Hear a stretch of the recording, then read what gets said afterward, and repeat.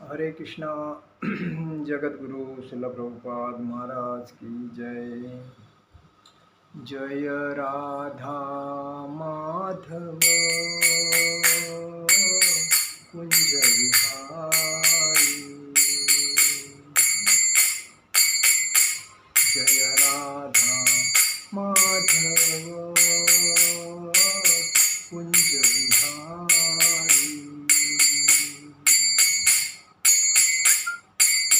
गोपीजन वल्लभ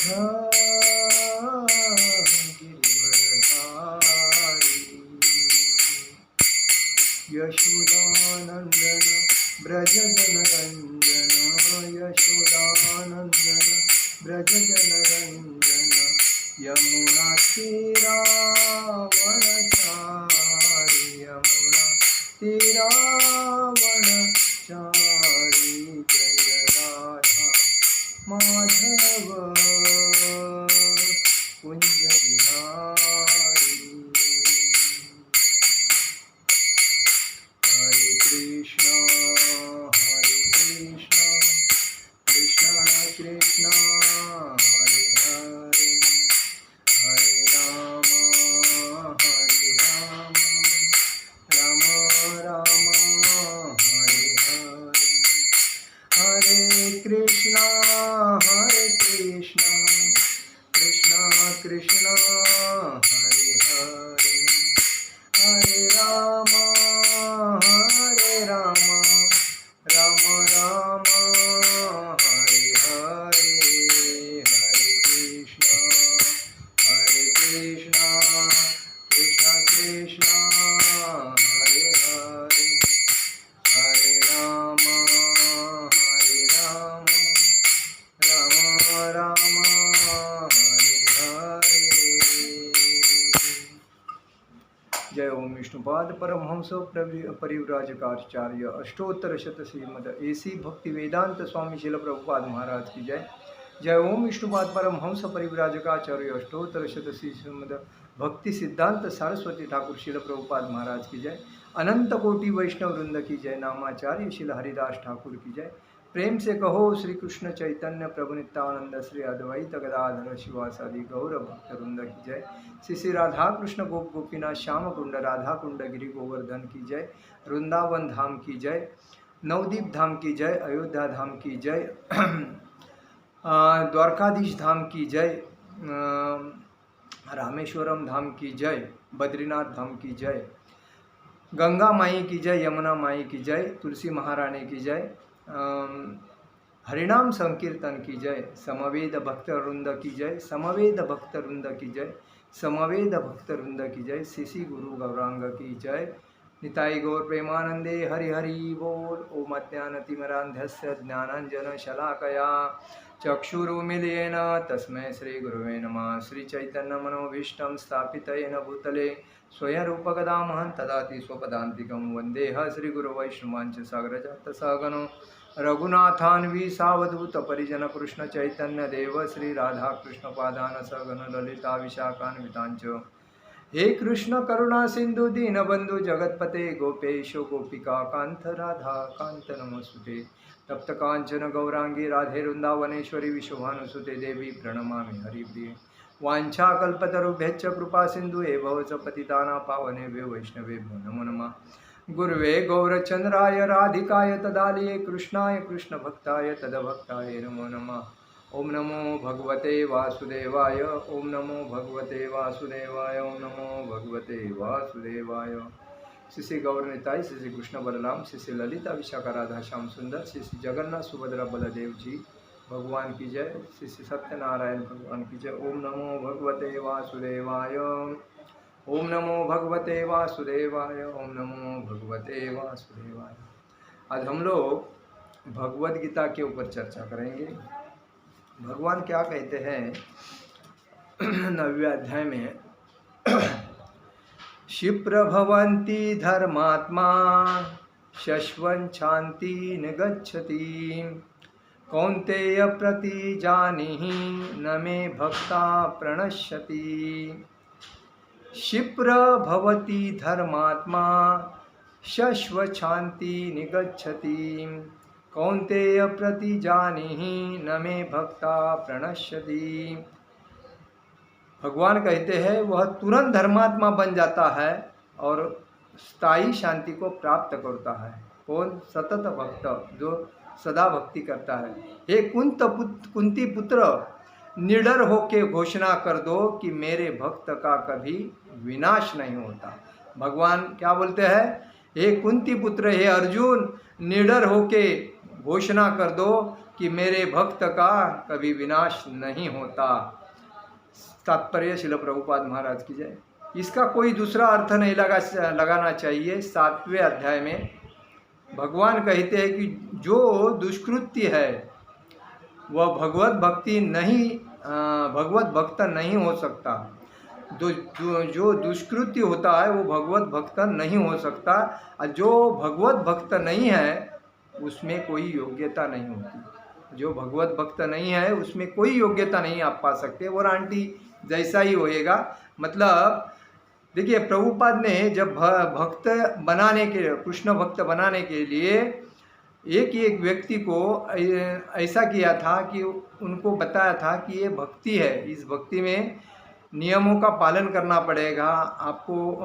नियम पालन करने के बाद आपको ये स्टाइल वगैरह कुछ रखना नहीं है, आपको सिंपल धोती कुर्ता पहनना है और ये सेविंग करना है, आपको हेड सेविंग करना पड़ेगा और पूरा शरीर को क्लीन और स्वच्छ रखना पड़ेगा। उसके बाद में भक्ति करने के टाइम पे मांस, मच्छी, मटन, परस्त्री संभोग, शराब, जुआ, चाह या गुटखा, ये जो नशीली पदार्थ है और कोई भी लहसुन प्याज नहीं खाना चाहिए। उसके बाद ही आप मनुष्य बनोगे और मनुष्य से भगवान की सतत भक्ति करने से, चैंटिंग करने से, बुक्स पढ़ने से और मंगल आरती अटेंड करने से और भक्तों का संग करने से आप एक शुद्ध एक भक्त बन सकते हो, अन्यथा आप मानव बन सकते हो।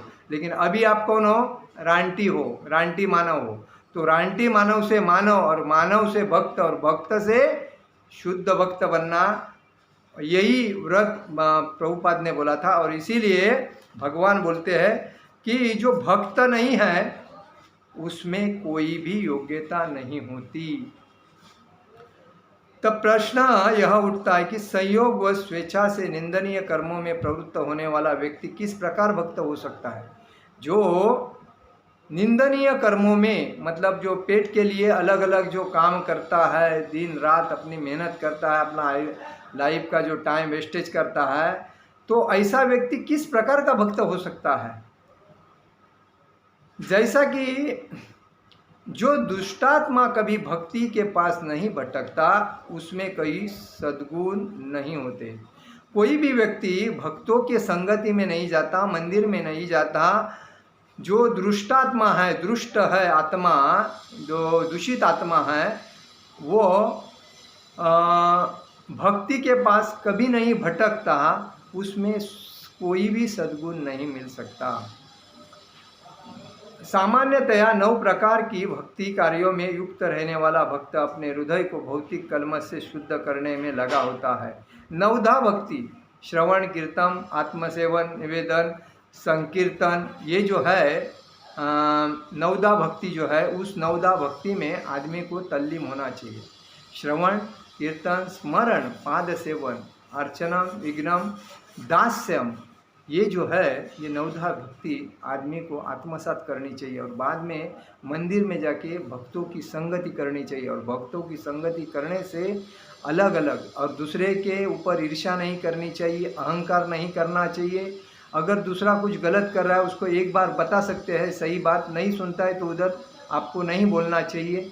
क्या है? मोह, लोभ, ईर्ष्या, क्रोध, अहंकार, ये जो और लोभ, ये जो 6 राक्षस है आदमी को हैवान बना देते हैं और इस हैवान की वजह से आदमी भक्ति में चंचल होता है और इसीलिए चंचल होने की वजह से उसका मन उसके ताबे में नहीं आ सकता और इसीलिए उसको भक्ति की संगति करके संकीर्तन और प्रवचन सुनते रहना चाहिए और चैंटिंग करते रहना चाहिए, और इसी से ही वो अपने मन को काबू में ला सकता है, अन्यथा कभी भी नहीं ला सकता।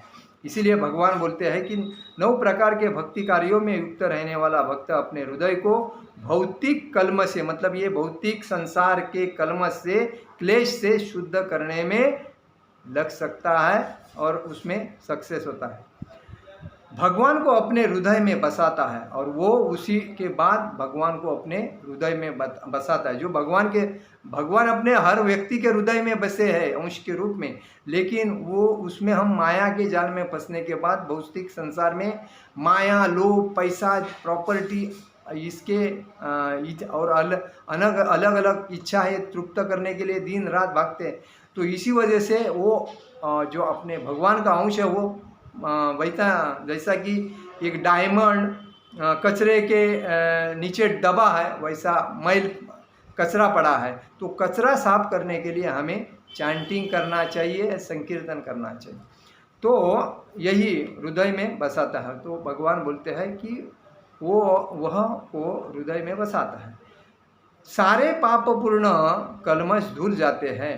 वो निरंतर भगवान का चिंतन करने से वह स्वतः शुद्ध हो जाता है, और तभी सारे पाप, भगवान का चिंतन, भगवान का स्मरण और भगवान का संकीर्तन, चैंटिंग करने से उसके वो शुद्ध हो जाता है, और उसके मतलब उसके पाप धूल कलमश से धुल जाते हैं, मतलब स्वच्छ हो जाता है वो।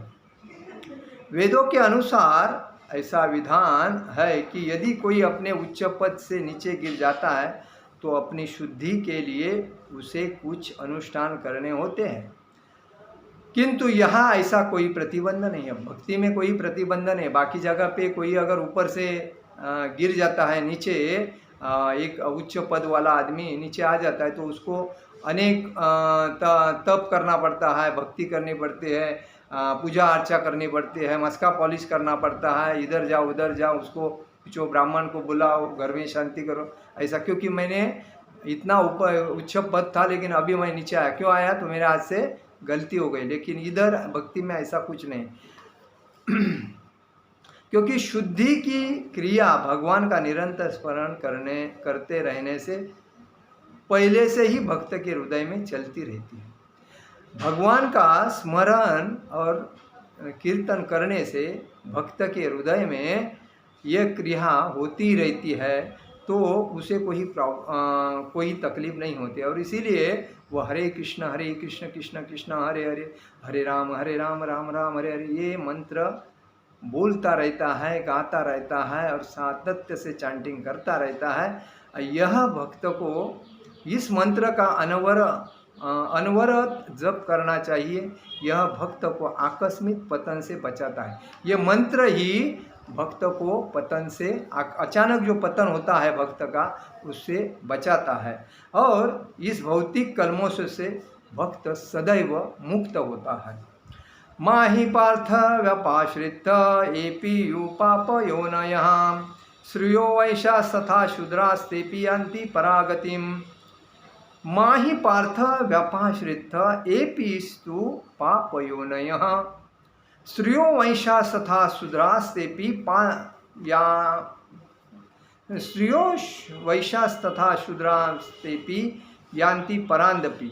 मतलब जो लोग मेरी शरण ग्रहण करते हैं वे भले ही निम्न जन्मा स्त्री, वैश्य तथा शूद्र श्रमिक हो न हो, वे परम धाम को प्राप्त करते हैं। भगवान क्या बोलते हैं कि स्त्रियों वैश्या तथा शूद्रो स्तेपि यान्ति परागतिम। मतलब शूद्र भी रहेगा, निम्न जाति का भी रहेगा, और मेरी भक्ति करेगा तो वो मेरे धाम को प्राप्त करेगा। भगवान ने स्पष्ट कहा है कि भक्ति में उच्च तथा निम्न जाति का लोगों का भेद नहीं होता। भक्ति में ऊंच नीच और कोई ब्राह्मण क्षत्रिय वैश्य शूद्र ऐसा भेद नहीं होता, और ऊंच नीच का भेद नहीं होता है। तो भौतिक जीवन में ऐसा विभाजन होता है, किंतु भगवान की दिव्य भक्ति में लगे व्यक्ति पर यह लागू नहीं होता। भगवान बोलते हैं कि मेरे भक्ति में जो लगा है वो तो शूद्र से शूद्र हो, लेकिन भक्ति कर रहा है तो उसको ये नियम नहीं लागू होता है, वो मेरे धाम में प्राप्त कर सकता है, धाम को प्राप्त कर सकता है।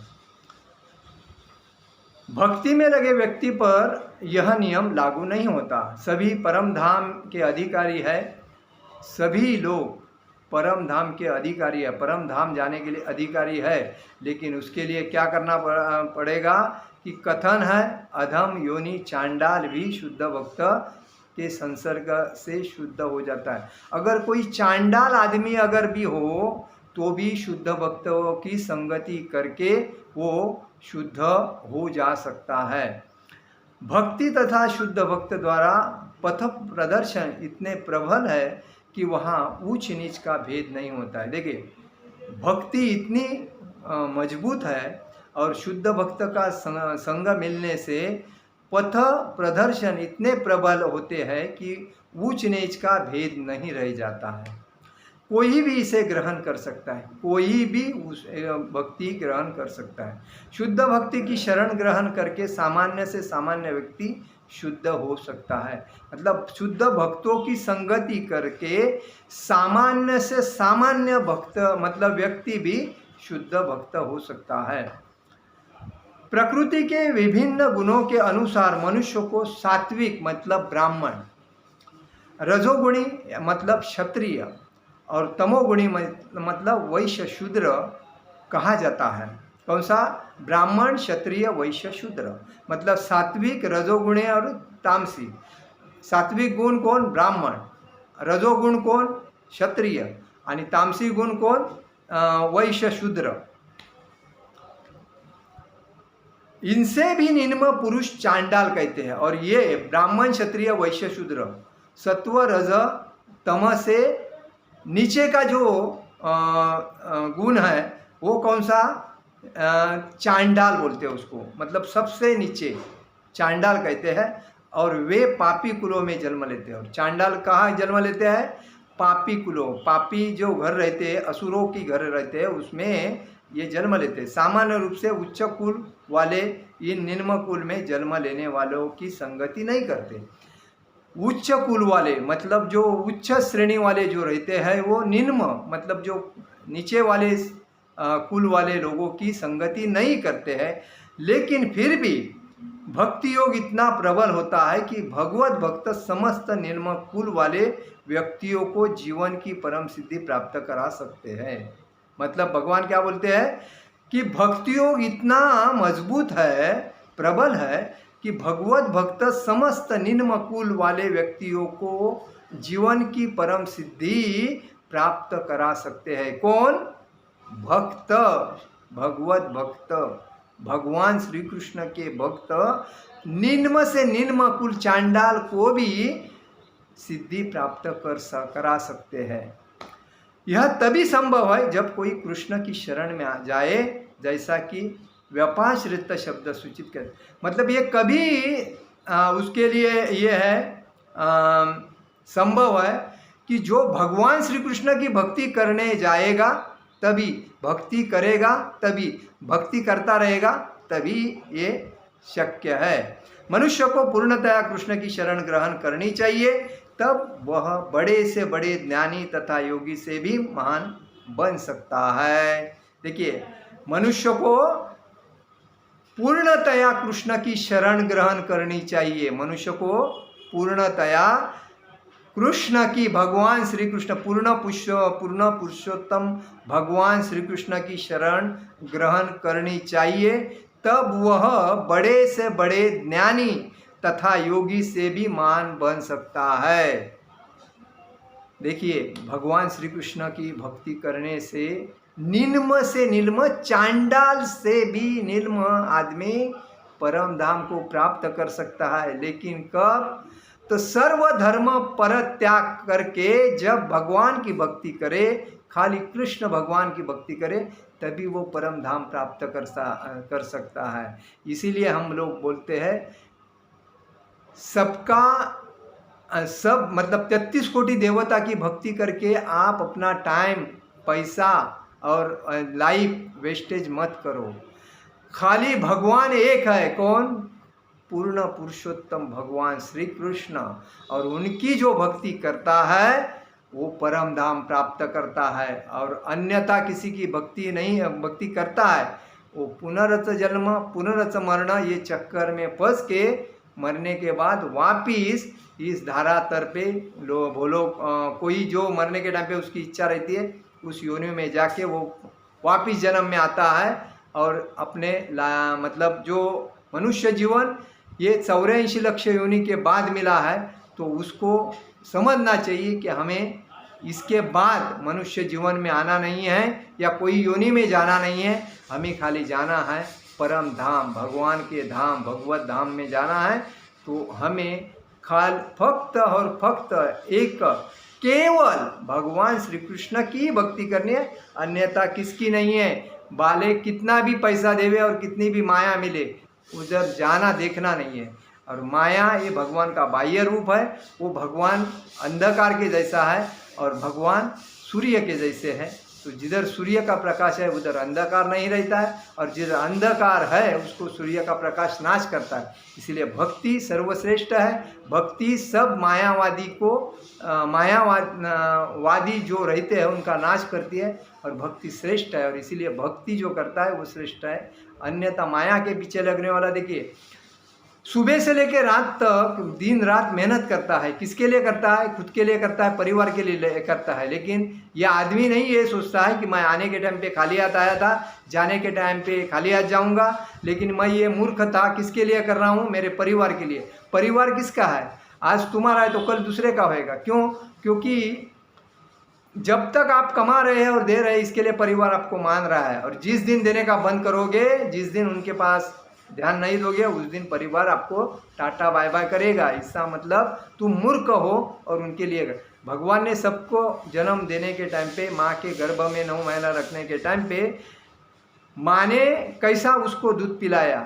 माँ ने तो नहीं पिलाया, भगवान ने पिलाया 9 महीने तक पेट के अंदर। उसके बाद बाहर आने के बाद माँ जब बच्चे को जन्म देती है तभी बच्चा कुछ नहीं खाता है। तभी भगवान माँ के शरीर में एक ऑटोमेटिकली दूध का प्रवाह तैयार करते हैं, और वो उस दूध का प्रवाह से बच्चा दूध पीता है। तो इसका मतलब समझ जाना चाहिए, हमें भगवान ने जन्म दिया है मनुष्य योनि में, तो हमारे लिए सब कुछ करके रेडीमेड रखा है। हमें योग्य रास्ते से चलना है। योग्य रास्ता कौन सा है? भगवत भक्ति, कृष्ण भगवान की भक्ति योग्य रास्ता है। उसको इधर उधर नहीं जाना है। तो हमें जितने हमारे नसीब में है वो मिलेगा, अगर नहीं नसीब में है तो नहीं मिलेगा। टेंशन लेने का नहीं, टेंशन लेके जीवन जीना बेकार है। उससे आनंद जीवन किसको बोलते हैं? दिन रात भगवान का नामस्मरण करो, घर में संकीर्तन करो और आनंद से आनंद जीवन जियो। इसको ही सही मतलब योग्य जीवन जीने का मंत्र बोलते हैं। आज का मेरा प्रवचन यही समाप्त करता हूँ। हरे कृष्ण कृष्ण कृष्ण हरे हरे, हरे राम राम राम हरे हरे। जगत गुरु श्रील प्रभुपाद महाराज की जय। परम पूज्य लोकनाथ स्वामी महाराज की जय। निताई गौर प्रेमानंदे। हरि हरि बोल।